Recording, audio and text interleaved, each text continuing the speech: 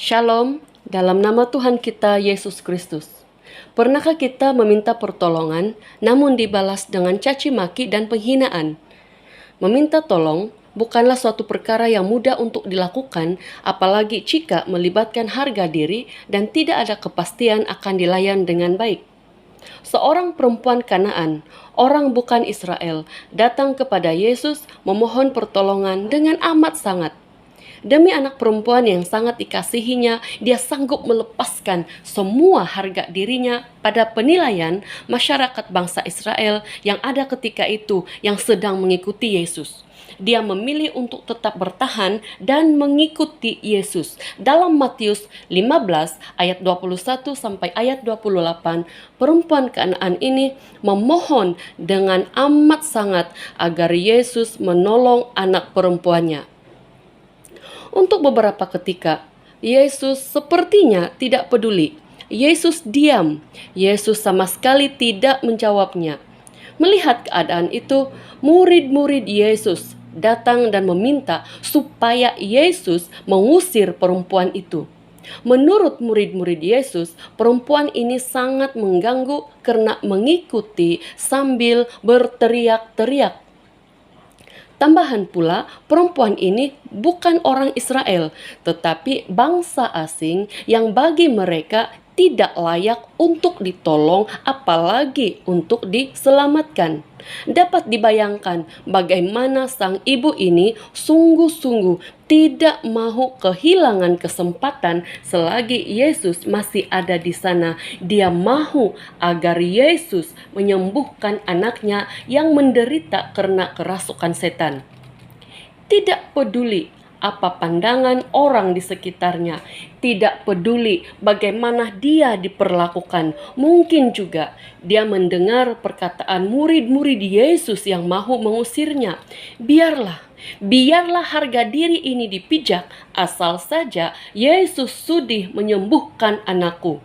Perempuan ini betul-betul tidak mau hilang kesempatan.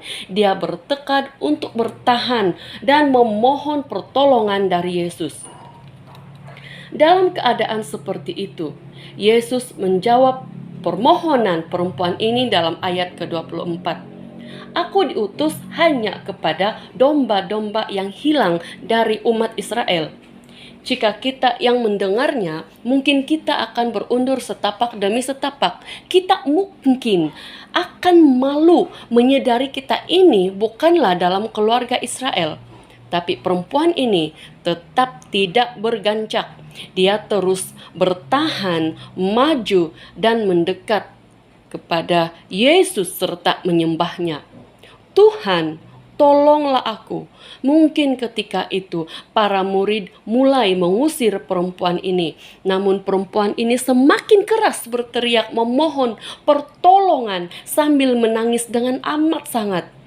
Seandainya ada yang melakonkan situasi ini, mungkin kita akan melihat dengan gambaran yang jelas.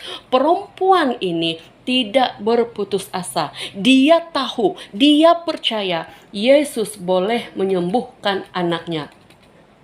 Dalam keadaan seperti itu, apakah Yesus akan menunjukkan kepeduliannya? Dalam ayat 26, Yesus menjawab, tidak patut mengambil roti yang disediakan bagi anak-anak dan melemparkannya kepada anjing. Aduh, anjing sakit, sangat sakit. Perempuan ini diumpamakan seperti anjing. Tidakkah Yesus keterlaluan? Para murid yang mendengarnya mungkin terkejut dengan perkataan Yesus. Tapi gelaran anjing ini sebenarnya tidaklah asing bagi tanggapan orang Israel terhadap bangsa bukan Israel.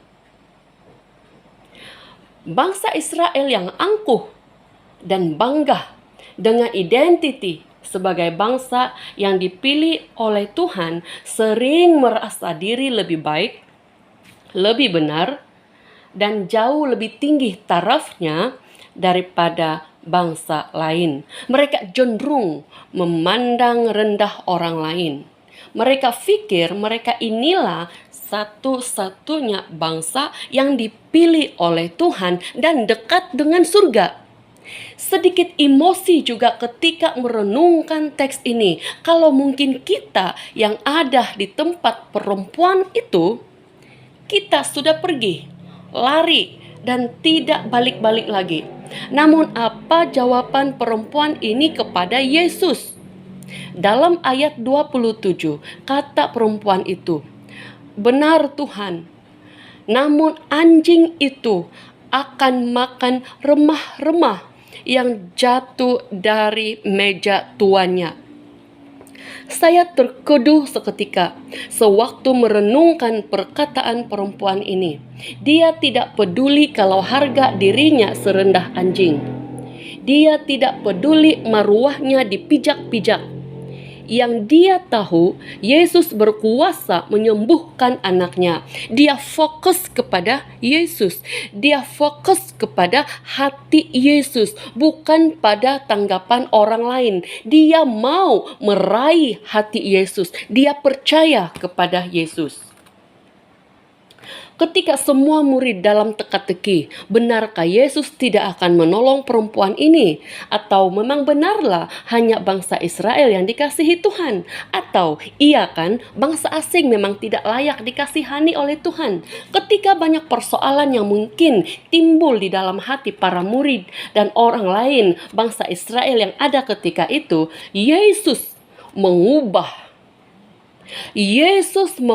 semua tanggapan itu dengan mengatakan dalam ayat 28. Maka Yesus menjawab dan berkata kepadanya, "Hai ibu, besar imanmu, maka jadilah kepadamu seperti yang kau kehendaki." Dan seketika itu juga anaknya sembuh. Rupanya Yesus mahu mengajar para murid dan kita hari ini bahwa yang pertama, Yesus datang dan mengasihi semua orang, tidak kira bangsa Israel atau bukan bangsa Israel, seperti kita.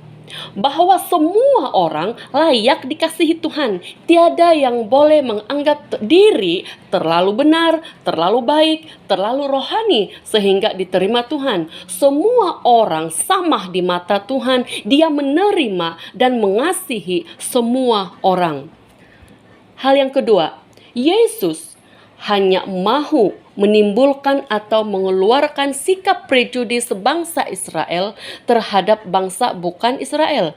Yesus mengeluarkan anggapan mereka dan mencantas pikiran tersebut dengan akhirnya menunjukkan belas kasihan terhadap perempuan Kanaan itu.